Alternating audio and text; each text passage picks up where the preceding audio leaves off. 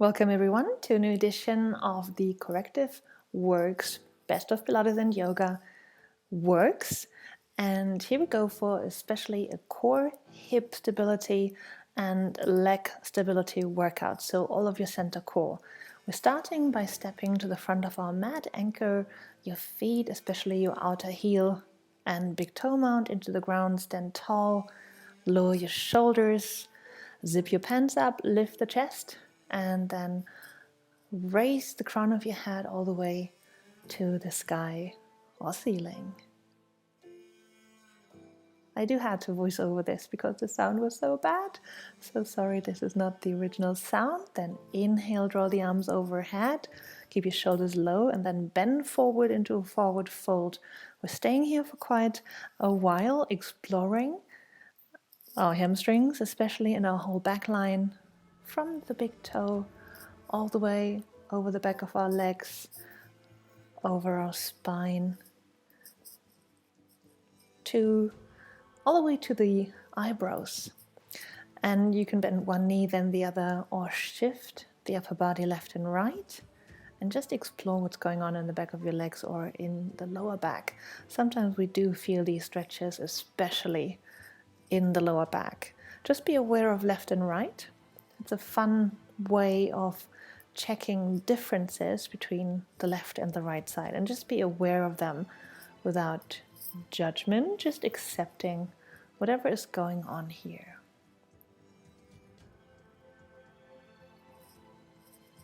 Make sure to release the head all the way. So you want to pull your nose all the way to the knees. And just looking at your knees does help a lot. So try not to look at your feet or your hands. Try to look at your knees. Then anchor both of your feet, both of your heels firmly into the ground, and we're coming up into tabletop position with your upper back parallel to the floor. You can either have your knees straight or bent. If you are very tight in your hamstrings, you will have to bend your knees in order to be able to elongate your whole spine. So you want your sitting bones to pull back, the crown of your head to pull forward. Now either have your hands on your shins, or you can lift those arms alongside your body, turning the palms down, pinky finger reaching out, tips of the shoulder blades pulling towards each other, shoulders pulling away from your ears. Nice little butterflies coming to visit here. All right, then lower those hands down, anchor your hands into the ground, step back into all fours. We're coming into our plank from the all four position. So first of all, hands underneath the shoulders, then step back into a 3-point stance.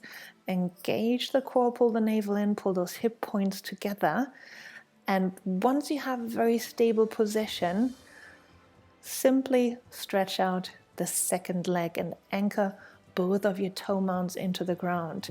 Keep pulling your navel in, keep pulling your hip points together.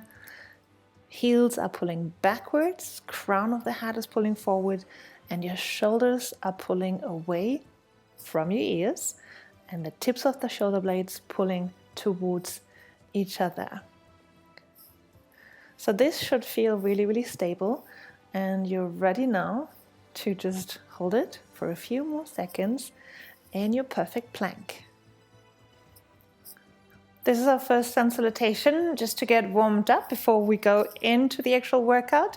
So I would really like you to warm up your core here, to get the heart rate up a little bit, to warm up your whole body, creating more space, more fluid movement in your body. Keep breathing. Inhale through the nose if you can. Exhale through the mouth. Exhale slowly, creating that pull with the navel in and zipping those pants up. Then lower those knees down and come onto the floor with your chest first with a nice triceps press. Little Cobra here. First of all, stretch out those legs, then lift just the chest a little bit. You don't want to press with your hands into the ground. This lift really comes from your upper back muscles, and then reach out those arms behind you. Engage your glutes. Keep your feet firmly on the ground, especially the back of your feet. Don't lift the head too much, just keep looking towards the ground. The goal is not to lift the head as much as possible, but to engage the glute and elongate in a long spine that's reaching out from your hip in an upwards curve. So you should feel the contraction in the lower back and in your glutes, in your hamstrings, and between your shoulder blades, while the arms are pulling towards each other. Perfect. We're pushing down into a downward facing dog. You can push back over your knees, push the hips back, and then stretch those legs out into a down dog. Ideally, you do not modify your hand position after coming up from that plank push-up position. So that's your down dog. Push the mount of your index finger firmly into the ground. Middle fingers are parallel. Shoulders are pulling away from the ears, shoulder blades pulling towards each other. Reach towards the sky or ceiling with your sitting bones, elongating your spine. And the crown of the head is reaching towards your fingers. So the spine really is just part, the head is just part of our spine. Then you don't need to push the heels down, but your intention is, of course, to create length between the heels and your sitting bones. Then march forward to the front of your mat, come into a forward fold, walking, jumping, marching forward. Stay in that forward fold, releasing your back. Grab your head if you want to. I always like touching the head because this tactile sense really gives you a sense of orientation. So really let go of the head, pull the nose towards the knee, anchor your heels firmly into the ground, and keep breathing before we rise up again. Bend the knees some, roll up into standing. Inhale, draw the arms overhead, lift the chest, keep the shoulders down, and exhale, come to standing. So we're coming into our first wave, starting with the left leg on the ground, and the right leg is going to lift into a knee hold. So you first of all want to ground your left leg, as we have learned so far, by grounding the left outer heel and the left big toe mount into the ground. Then grab your right knee, lower your right hip as much as possible, and then let go of the knee. If possible, keep the knee higher than your hip, and now lengthen your whole spine. So this exercise lengthens the lower back, engages the core, and works on lengthening the deep psoas muscle, but also strengthening the deep psoas muscle. So this is an important exercise for people with lower back pain. Pain often comes from muscles that are in what we call a lock, a shortening, a permanent shortening and contraction. And so engaging these muscles, contracting, releasing, stretching them, allows to strengthen the weakened muscles and giving back the mobility that we need in structures like the lower back or our deep core like the psoas. Now raise the arms overhead. This will increase the lengthening of your back, the lower back, always working with levers here. And then with that same leg, with the right leg, step back into a very gentle low lunge. So since we have been contracting our hip flexor here, we're just stretching out the hip flexor in a low lunge. Make sure that the left foot is below the knee. Nice big ankle angle here for the left knee. Now you can either have your hands both on the ground, one hand left, one hand right, or you can place both of your hands on your thigh, depending on your flexibility. This is also a great stretch, the low lunge, for exploring tightness. So you can wibble wobble a little bit here, maybe turning the upper body a little bit left and right, like you want to twist out of your hips. Then from the low lunge, we're just turning the back foot 60 degrees, coming into a warrior position. So you're pushing your outer heel into the ground. Foot is turned 60 degrees. Stay low with your left leg. Then grab the back of your head, grab your occiput, and push the base of your skull into your hands, and then lift up into your warrior position. So again, this tactile sense, touching the back of your head, allows you to orient and to lengthen.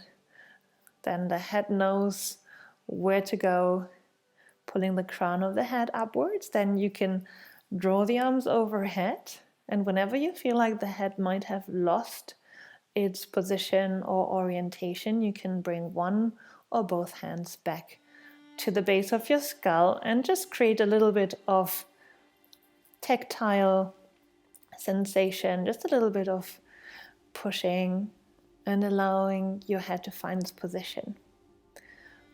Go as low as you can. However, this is a deep psoas stretch, so really listen into your hip flexor, the deep core muscle here, how low you can go. You can also come out a bit with the inhale and lower down with the exhale.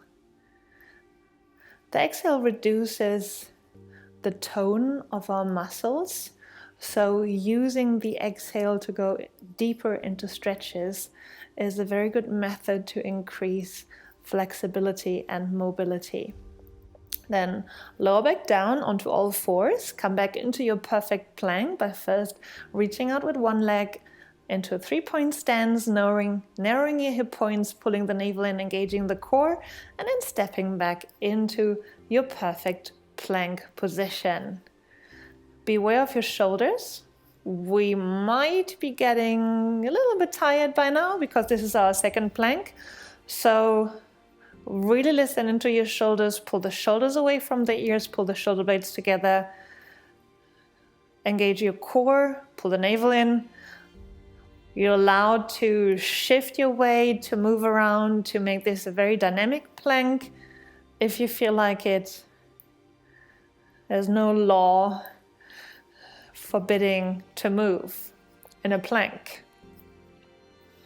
Then find that sweet spot and lower your knees down again. Come into a small cobra. So again, we're engaging the back of our body, lengthening the legs. So stretch those legs out, but keep the back of your feet on the ground. Whole leg stays on the ground. Engage your glutes, engage the back of your leg. And then lift the chest. And now stretch the arms out and lift them off from the ground behind you.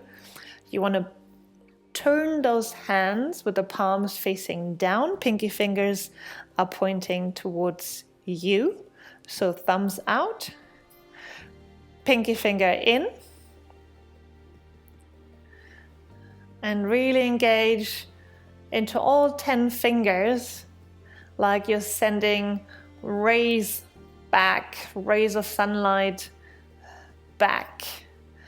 Then come into down dog, push over the knees back into your down dog position and lift the right leg to the sky. Stay in down dog split just for a few seconds. You can either have your foot point or flex, or pointing the foot but pulling the toes towards you. This is called the Yogi Toes. This allows you to engage the whole leg, but really it's up to you, and you can also change it, because sometimes if you're lacking fluid or if you have overtrained or been jogging a lot, these calves and feet also tend to cramp when you hold a point position for too long. That's why I like the Yogi Toes, because they stretch the lower leg at the same time. Keep pushing the mound of your index fingers. your whole palm into the ground.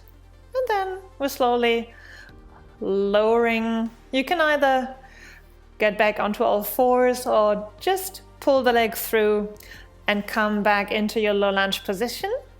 This time the right leg is forward, so we're stretching the left hip flexor. This is intentional, so we're having both sides to stretch in that first round. And then step forward and come into forward fold. Let the head hang here for a little. Push those heels into the ground. Release the whole upper back forward. And that was our first round. So bend the knees, roll up, inhale, draw the arms overhead, lift the chest, lower your shoulders, and then release those arms. Perfect. Let's do the other side. So we're standing on the right leg. Anchor your right outer heel and your right big toe mount and grab your left knee. So before we let go of the knee, first of all, lengthen your spine, lengthen all the way through the crown of your head. Feel your lower back lengthening. And if you can, lift the left knee higher than your hip. Then let go of the knee. Still feel the length in your lower back. And make sure that the left hip is dropping. So don't lift the left hip. If you feel a little bit tight in your hip, you can always rotate that leg out. Little outward rotation sometimes helps for opening those hips a bit more. Then inhale, draw the arms overhead, shooting rays of sunshine through all 10 fingers, lowering those shoulders away from the ears, but pulling the shoulder blades down and back. Stand really tall, draw the navel in, and if the knee starts to sink, just lift it up a little bit more. Yeah. Feel the length in the lower back. And then step back into low lunge first of all. So this is our explorative freestyle low lunge. Do whatever you need to. You can either wibble wobble back and forward. I like doing this for stretching my first toe joint because it's really good to have mobility in your first toe joint, but you can also use it to shift left or right, or to explore waves in your spine while stretching your left hip flexor. And then we're slowly coming into warrior position. So anchor your left foot 60 degrees into the ground. Really push into the outer heel before coming up. Again, we're anchoring the hands at the base of the head, pushing and creating a little bit of a push and counter push so the head knows where to align. So this push will help you to raise the crown of the head towards the sky or ceiling, to lift the head out of your shoulder girdle even more. And once you've found the perfect position for your head, it feels really good, the head feels aligned with the spine, then draw the arms overhead, shoulders low, palms facing towards each other to help you open the shoulder girdle and lower down as much as possible. But the main stretch is in our psoas. So keep that rotation of your left foot. Anchor your outer heel into the ground and be very aware of what's happening in your left inner hip and your deep core. Again, inhale and exhale. You might lower down a little bit more if you can. Exhaling, reducing the tone of the muscles, allowing you to stretch a little bit deeper.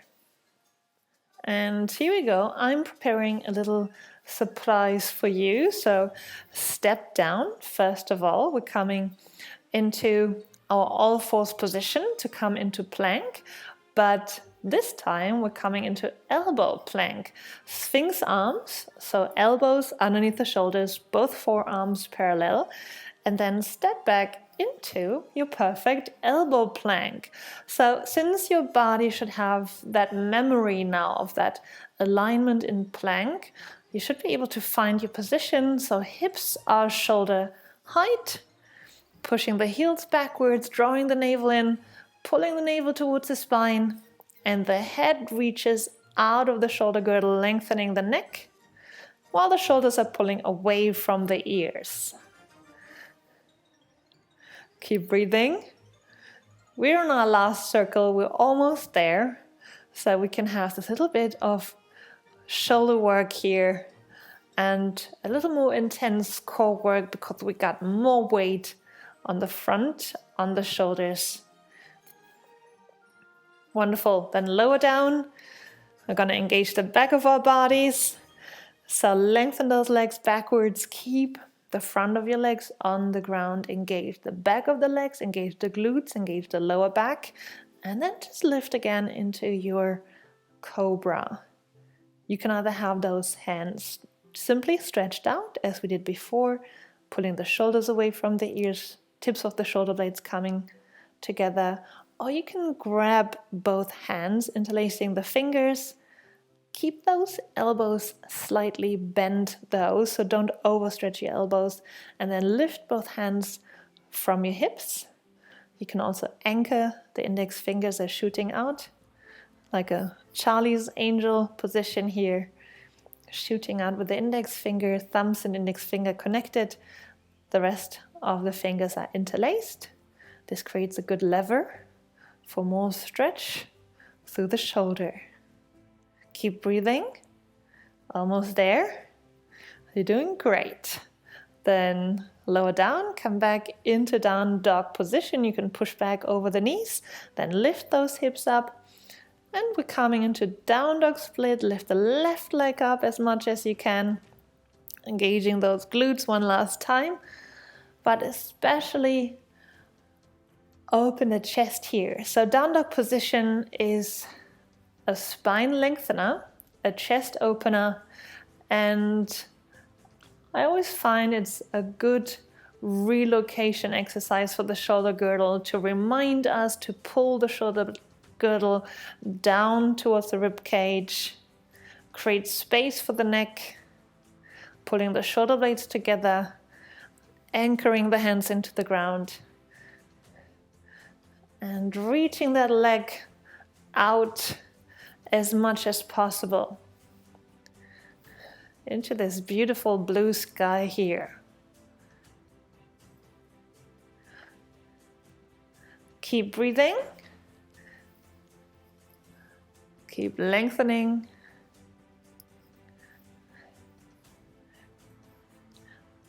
And then whatever you choose, you can either step forward in one go, or in multiple goes, or lifting the foot forward, or coming down onto all fours first. And so we are in our low lunge, left foot forward. Again, a little bit of a hip flexor stretch here on the right. And then step forward, into forward fold. Stretching the whole back line. If you want to, you can touch your toes, pull your toes up slightly, just to remind your body to lengthen that whole back line from the big toes all the way to your eyebrows. And then when you're ready, bend the knees some and pull the navel in, roll up into standing. Inhale, draw the arms overhead when you're done arranging your clothes. And exhale, let the arms and your shoulders go. And that was it. I hope you enjoyed, and I'll see you all next time. Bye.